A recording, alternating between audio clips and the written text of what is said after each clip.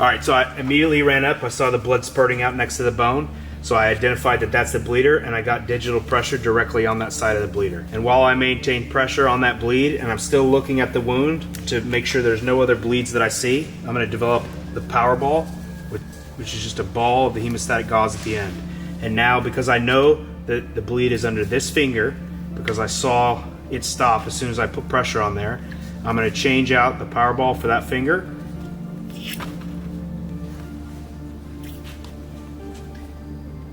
And pause for a minute to make sure it's not still bleeding, which it isn't. So now I'm gonna maintain as much pressure as I can on that bleeder. I'm gonna layer gauze on top of that wound. And for a stump, I'm gonna kind of fan it back and forth. It's a little different for this kind of wound versus a gunshot wound.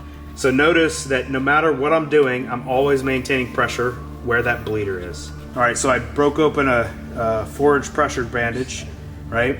And while I maintain pressure, because I never give up pressure, I'm gonna open up the white pad and I'll place it downward on that bleed. Now, when you wrap a stump, you wanna collect, essentially all the sides of the predator face in your hands and try and wrap it over the top like that. Anchoring with your fingers as you go. And you're gonna do 2 to 3 wraps as tight as you can. Notice I'm still not relieving the pressure where that bleed is.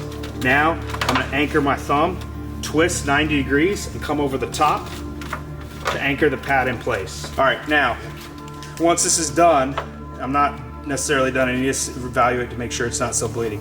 I'll give it a good squeeze and see if there's blood that pools up between this dressing. And then I also typically grab it and just softly pull at it.